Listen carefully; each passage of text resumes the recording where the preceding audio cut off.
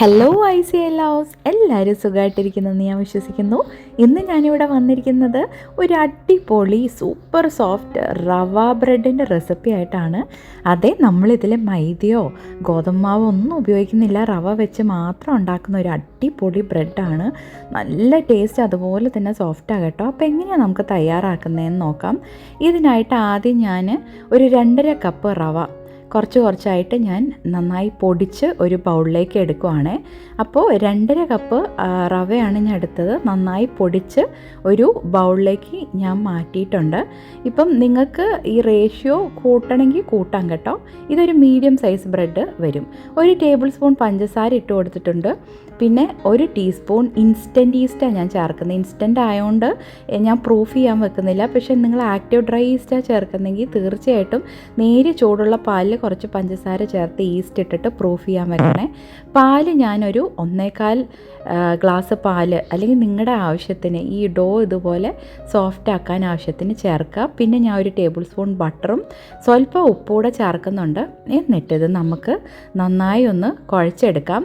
ആദ്യം കുറച്ച് സ്റ്റിക്കി ആയിട്ടുള്ള പോലെ തോന്നും, പക്ഷേ റവ ആയതുകൊണ്ട് തന്നെ വേഗം ഈ നമ്മൾ ഒഴിച്ചിരിക്കുന്ന പാല് അബ്സോർബ് ചെയ്തിട്ട് അത് നല്ല ആ ഒരു സ്റ്റിക്കിനെസ് ഒക്കെ പോവും കേട്ടോ.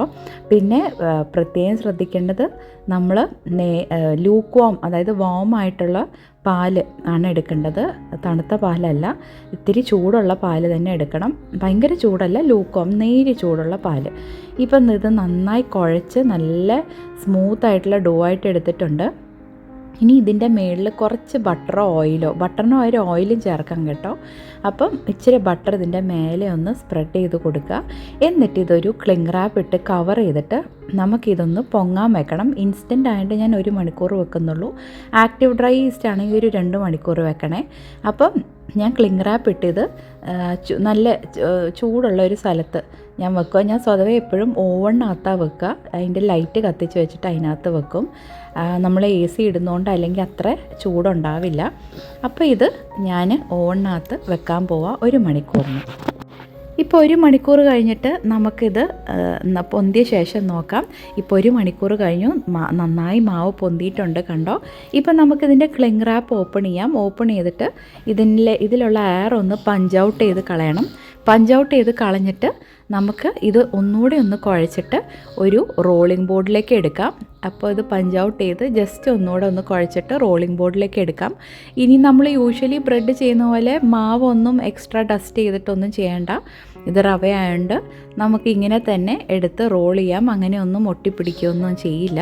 അപ്പോൾ ആദ്യം ഇതുപോലെ നേരെ ഒന്ന് റോൾ ചെയ്തിട്ട് പിന്നെ ഒന്ന് ഇതുപോലെ ലോഗ് ഷേപ്പ് ആക്കി എടുക്കണം. നമ്മൾ ബ്രെഡിൻ്റെ ഷേപ്പ് ആക്കുകയാണ് ചെയ്യുന്നത്.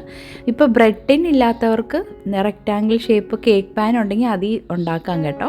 ഇല്ലെങ്കിൽ നിങ്ങൾ റൗണ്ട് പാനിലും ഉണ്ടാക്കാം.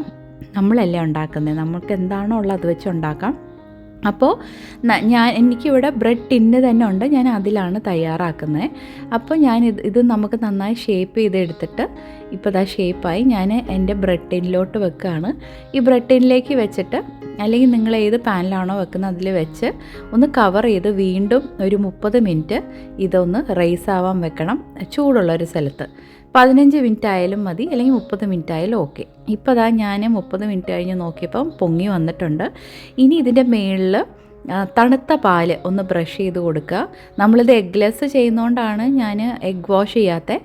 അല്ല, നിങ്ങൾ എഗ് വാഷ് ചെയ്യുകയാണെങ്കിൽ നിങ്ങൾക്ക് മുകളിൽ എഗ് വാഷ് ചെയ്യാം. അപ്പോൾ ഇത് ഞാൻ കോൾഡ് മിൽക്ക് മേലെ തൂത്ത് കൊടുത്തിട്ടുണ്ട്. എന്നിട്ട് 180°C പ്രീ ഹീറ്റ് ചെയ്ത ഓവണിൽ മിഡിൽ റാക്കി വെച്ചിട്ട് ഒരു 35 മിനിറ്റ്സ് ബേക്ക് ചെയ്തെടുക്കുകയാണേ. ഇപ്പോൾ ദാ ബ്രെഡ് നല്ല അടിപൊളിയായിട്ട് ബേക്കായി വന്നു. അതുപോലെ തന്നെ ചൂടുമാറി. ഞാൻ കട്ട് ചെയ്ത് കാണിച്ചു തരാം കേട്ടോ.